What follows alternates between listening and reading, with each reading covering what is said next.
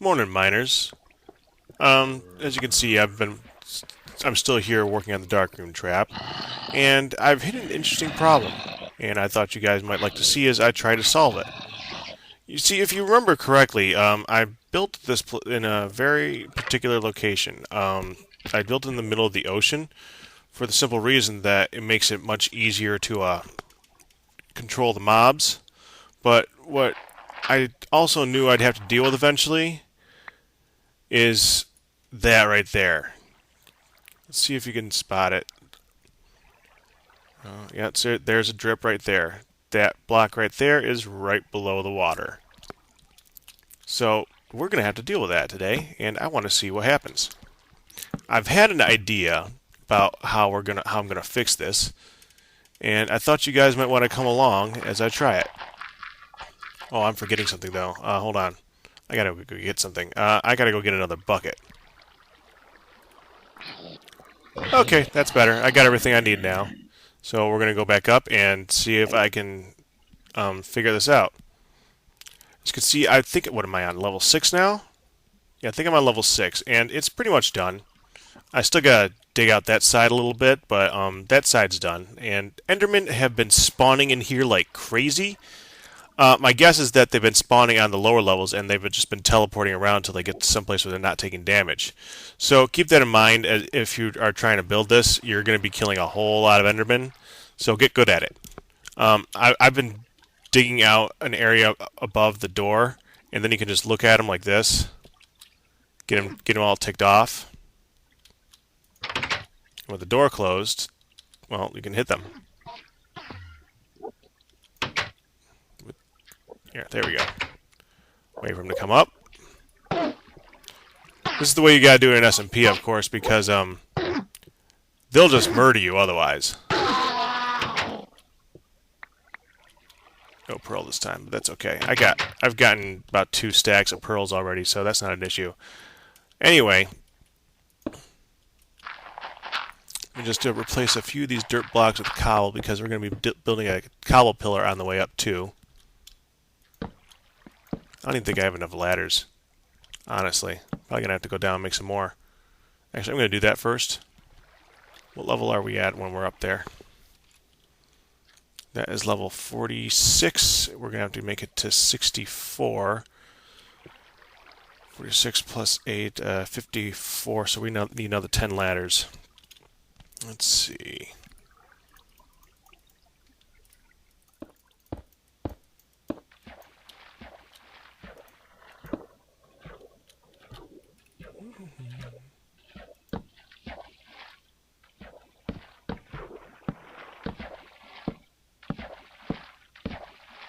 It's cool mechanics right there.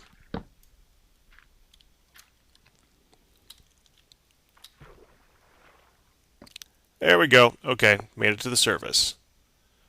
Now, you're probably wondering what I had to go back for another bucket for.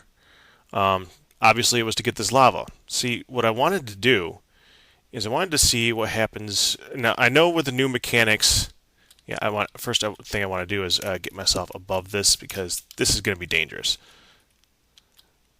I know that lava now has the mechanic where when it falls directly onto water, it will turn into smooth stone. And I want to see if I can actually fill in the area around the spawner with the smooth stone and then dig it out, put in another layer over that water, and just keep going. So I thought it would be interesting, and I thought you guys might want to see me try it. So let's first start with a single bucket of water and see what happens. Because I'm kind of curious. Yeah, that's pretty much what I thought would happen.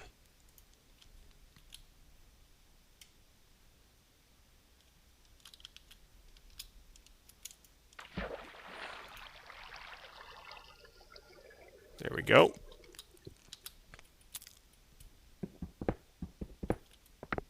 Now here's where it gets intriguing. Let me think. What level? Where am I? So I need to be at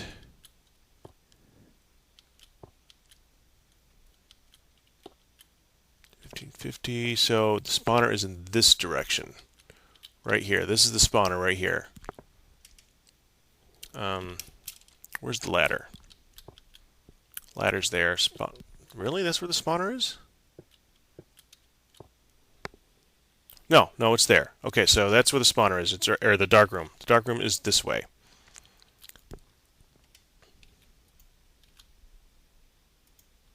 There's another one. So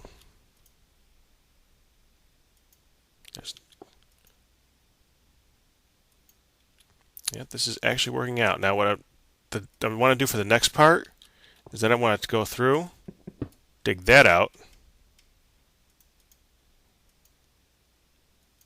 then do it again. But then I'm kind of curious as to what happens afterwards. So let's do another one.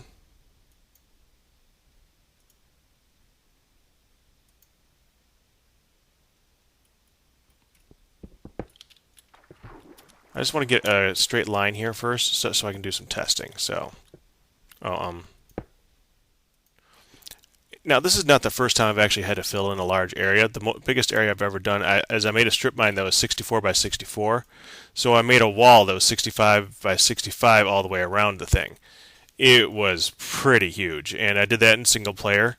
I did it alone. It took me about a month and a half, and it was way, way back when. So it was when stone picks and stuff like that took forever to do anything. It was a ridiculous event, and I think I just said it took me about a month and a half to get that done.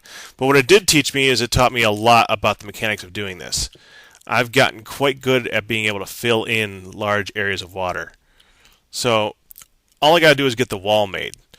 And I'm only doing this because I think it might be easier than the whole sand and gravel thing. Plus, it will look better in the long run because the wall will be made out of it. I'm thinking that it's going to make the wall out of cobble if I do this, but I'm not sure. I'm just making this line first, just so and when I pull out the center one, I want to see what happens on the next line. Yeah, that's going to be the interesting part.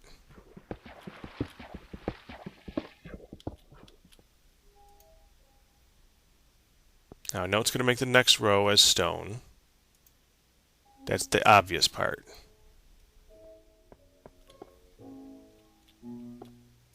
Heck of a lot easier than cooking the stuff, isn't it? You know how long it would have taken to cook this much smooth stone?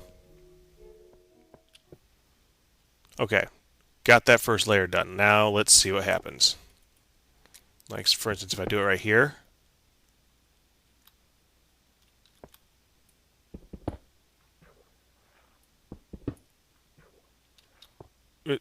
Wait, what? Well, okay, that's an interesting mechanic. It seems that the water is filling back in sideways and becoming source blocks again, which is interesting. I did not expect that. It didn't used to do that before. And when it becomes a source block, it still becomes the smooth stone. And if I put the lava in there right now, it'll become obsidian from the stuff on the sides. I'm going to have to think about that. Well, I've thought about it, and I can't think of a way to use this to make a stone wall going down. Now, I can use it to make a stone wall going up. That's easy. All you got to do is make a channel like this, and fill the channel in with water, the source blocks, and then put your lava down, and you don't have to cook any more stone. But I can't figure out how to go downwards and do this. So that kind of ruins my plan here. I'm going to have to think of something else to do. At the least, though, I can use this to make the perimeter. So I'm going to do that, and I'm going to get back with you guys later. I'm probably going to have to go dig up a whole lot of sand. Daytime. So now I can find it to work. Okay, guys, I have gone and collected a whole bunch of sand. I ended up filling up my inventory. This isn't all of it. That's actually about half of it. I put half of it away because I didn't want to fill up my inventory right now. So we're going to go up there and see what we can do with it. If you didn't notice, I got some wooden blocks right here. These indicate the levels that the darkroom trap are going to be on. So if I want to, I can see about making those levels, as I'm going. I already did this one, and I figured out that the top level is actually this level right here. So this would be, what is this, level 64 or something? That'd be 62 actually. So this is level 62. Evidently the ocean level has dropped. I didn't even know that they did that. But that's beside the point. Man, I gotta go on there and just break those boats at some point. They're just sitting there now. It's kind of sad looking. But anyway, I digress. And that would be what my sound was like for the next bunch of clips. Now, I do want to keep the clips going because I figured. Now, I did show the wrong way to remove a bunch of water. I figured I'd show you the right way to remove a bunch of water. By the way, I'm really sorry about the audio glitches, guys. I really have no idea what is going on with the audio for every single clip I've had lately. Fraps has been driving me absolutely crazy. It gives that echo sound every time I've reinstalled it. I've done whatever I can, and I can't figure it out. If anyone could tell me, I'd love to. I'd love to get some help on that one, but that's beside the point. But basically, we're going to use the method that I've used before for removing large areas of water, and I figured I'd show you guys because as a quick tutorial, so you guys can, so it's not as much of a pain for you as it was for me. Basically, what you want to do is you want to take advantage of the block mechanics the best as you can. And specifically, we're talking about the fact that when you place sand in a block of water, it'll fill in both the top and the bottom row. As you can see better in the clip that's going on right now, it will take out not only the top row, or not only the bottom row where it's filling the actual sand in, but the top row of water will also remove.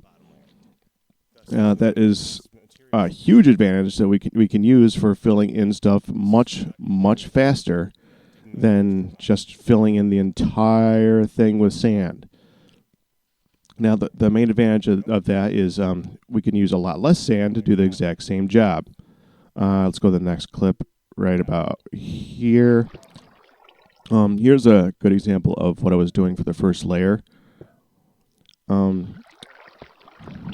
Essentially, what you want to do is you want to place your first row. Okay, after when you place your first row, you want to move it in one, so you actually skip a row. Then you go into the previous row and you fill in the top layer of water. As you're filling that in, it is filling in both the top and the bottom layer, as you can see. So it's going straight down. You're getting double duty use out of that sand that you're placing each and every time. And as you can see, it does fill in pretty fast. I'm actually doing it pretty slow here. You'll see later on that you can actually do this much faster. I'm just basically doing it really slow for your guys' benefit. Now, as far as the amount of sand that you actually need enough sand for about 3 lines at a time. I'm talking about 3 actual lines, not this whole skipping thing. But you need one for that row, and you need one for this row here, these 2 rows here. But you don't really need to worry about the next row because you can remove sand from the previous row. Also, you will be collecting sand from the bottom as you're going along. You will end up with a sand surplus when you are done. Trust me on that. Remember, the bottom of the ocean is sand. Let me just show you in the next clip. When you start to run low on sand, as you can see here, I'm getting quite low in my inventory. That was the last bit. Okay, now that's the last bit coming up right here. So what you actually need to do is, all you got to do is think about the previous row. See, since the level of water is down so much there, you can take from this row right here, just go down by 1 or 2, and just take out a layer. And you don't need to worry about removing a whole lot because remember, you're using it for double duty. So this this row that you took out will take out the top and bottom row of this water as well. So you just use it and use it as you need to, and keep moving on. And let's see. I believe the next clip is coming up right about here. Now, when you start to get actually low enough, at this point, I've actually taken out about 3 layers of sand out of the previous row. This helps a lot when you're getting down low enough, and I'm still running out of sand. But I can now go down to the very first row and start moving the sand there. You're going to have to remove the sand anyway, so you might as well just start taking this stuff out. So, and now we're going to start showing you a few of the basic torch mechanics. First of all, you don't want to just place the torch there every single time. What you actually want to do is you want to place the torch on the column. Not there. You want to place it right there. The reason you want to put it on the column like that is because when you remove the next row, you're going to be removing the torch as well, and that helps speed up the process a lot. So you want to place it just like that every single time. So you're automatically removing the torch from the previous row when you're doing the next one. It helps out a lot, so you don't have to be worrying about that at all. It does help out a whole lot. I'm just going to show one more thing in this clip. One more thing to keep in mind when you're making the border for this thing, you want to make it out of a different material other than what you're using to fill in. In other words, you want to use gravel for the exterior and sand for the interior. Because it is very easy to just go ahead and remove that one block of sand down there and have this entire wall here just disappear and fill in with water for the entire thing. It is so annoying. Just trust me on that. You don't need to experience that. One more thing to note for the torch placement. It doesn't matter whether or not it's sand or it's dirt. The dirt obviously digs just as fast as the sand. And as long as you're removing just the top layer, just to keep yourself at the right level, you just go ahead and do it. It helps out a lot. Okay, here I'm just going to show you the placement of the... Just real quick, I'm just going to show you the placement of the next row. You keep in mind that you want to take advantage of the block mechanics in the game as much as you can. For this one, the main one you want to be looking at is the sand that you place will still, if you hold down the key, it will place on the sand that you're in front of you. So in other words, you can place about 3 or 4 sand in a row just by holding down the button like that. It really helps you fill this in a lot faster than if you're just placing them one at a time. And that's the reason why I'm actually floating in the water to do this, because as you can see, I'm sitting back a little bit and I'm placing 3 rows in a row. That just take advantage of the mechanics of the game, you know. It'll show again for the mechanics of the game in this next clip here. Right there. Okay, yeah. This one, I told you you could do this a lot faster, and I was slowing down before. This is how you actually want to be filling in the rows. Just set yourself up at a perfect and to place blocks in a line and just go to town on it. You can actually remove those rows of water really quickly. Now, when you get down low enough, you saw before I was actually removing layers, but once you get down to the 3rd or 4th level, and you're starting to actually see sand coming up from the bottom, it's just a good idea to just get in there and just start removing the single blocks of water as you go. You can still just remove the wall and keep placing it from the top, but after a while, the advantage of that starts to reduce. Just keep in mind, you still want to be placing it on top of the water, because you don't actually know how deep that water is. As you can see right here, where I put it over the top of it by mistake, you don't know. You don't actually know how deep it is. But if you just keep putting it on the water itself, taking out the source, it removes it a lot faster. Then you just dig on through, make sure you have the right size, place a torch, and now we're at the next clip. Okay, this is how you remove the 2 rows at once. This is just a quick example. Sorry about the glitched SMP sand right there. That's just annoying. Can't do a whole lot about that. But you just want to be placing it so that the torches land on the rows that you're actually removing. Now, for the second row, you see I'm putting it behind it on the row that I just did. And that's going to leave light on the ground so that you're not getting tons of spawns around where you're working. And you want to keep torches laid around, of course, because it's going to get really dark in that giant hole you just created. Then you just want to go back through. Make sure you do this about halfway point too, because you really don't want to lose track and have that 5 minute kill, 5 minute despawn point. And of course, Enderman will pop in now and again. You might even have a few holes placed by yourself. Don't stress out over it. Just go ahead, go on up to the top. You could float up the water, plug up the hole, and move on. It's not that stressful. Now, if it does tear out all the torches on the road that you're working on, it doesn't really matter either. It's just a good idea to pop a few holes along the wall as you're going along. That way, if anything does happen, it'll flow into those holes and not all over the place. Just and of course, keep a bucket of water on you to get rid of those Endermen. And keep placing torches to keep up the, not against the wall, but away from it. Keep placing torches so that you can keep the light level at a reduced spawn level. Just keep in mind that when you're plopping those holes in, that you're not popping a hole over the top of anything that's important, like the layer below at your darkroom trap. You don't need to flood that and destroy everything.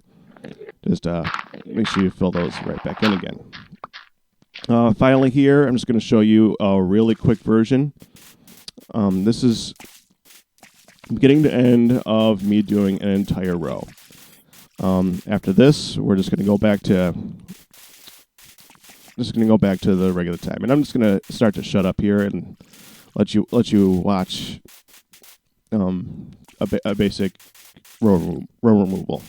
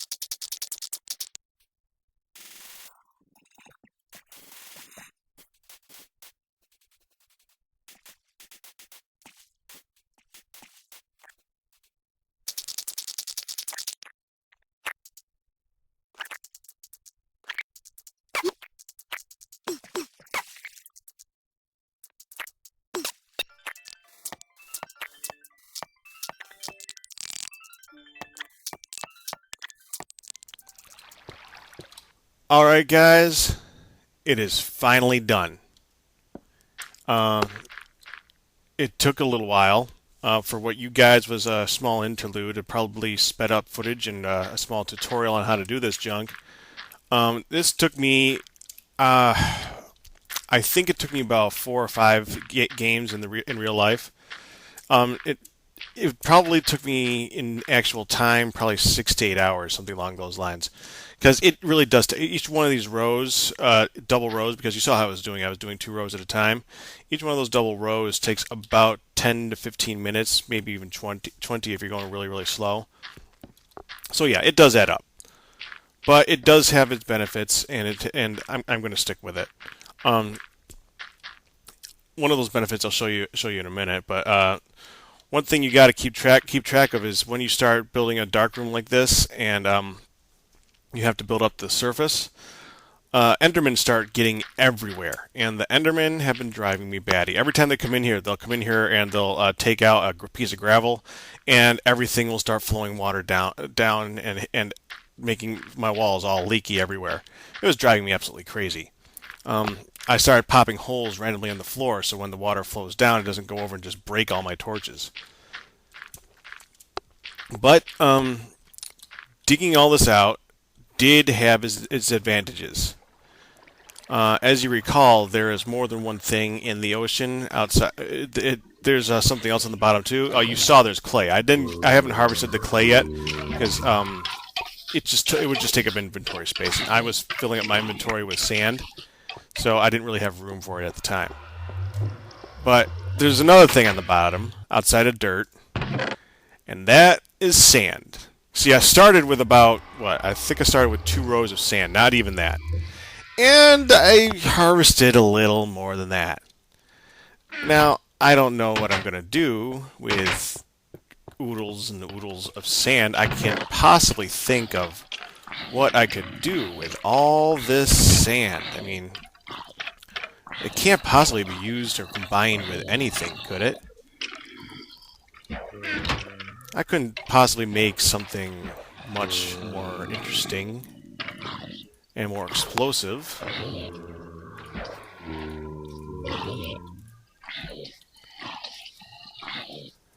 Yeah. Yeah, that's right. Tons and tons and tons of TNT. That's actually one of the reasons that I want to build this thing. Because I need the gunpowder. It's for a project that I'm working on later on. But I needed gunpowder to do it. So, as I'm going to go back up there now, and I'm going to see about removing all the dirt to start getting down to lower levels. Because the more levels there are, the more levels there are for Enderman to spawn on, or to teleport to, I should say. I never even did finish the level that's below that. I got to go back up there, and I got to clear out the. I didn't take out the middle dirt, of course, because oh, you hear that? That was an Enderman trying to get around. I still haven't taken out the trench. I still got to go through, and I gotta add the signs to here. I gotta kill the Endermen that keep showing up, and I gotta dig out this back wall a little bit. Not much more than that. Nice and easy. Yeah, just see about doing one of those things right now. They drive me absolutely nuts. I'm actually getting stacks and stacks of ender pearls now because they keep showing up and I keep getting a chance to kill them.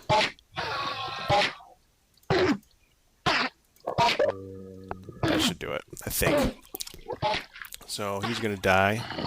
But the problem is when they teleport away right before they die, I don't get their pearls. But anyways, I'm hoping that you guys actually got some benefit out of this episode. I know most people don't go through making giant holes in the ocean to do something with it, but it really is advantageous to know how to get rid of tons of water and do it efficiently, because, I mean, it doesn't sound like much, but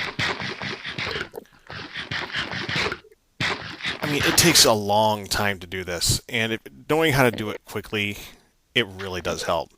So I hope you guys don't have to go through the pain that I had to go through last time. I had to do a strip mine. I couldn't figure this stuff out. Anyways, that's it for me for now. I'm going to start laying TNT inside all this dirt and blowing it sky high. You guys, and of course, I got a few other people to kill. You guys have a good one.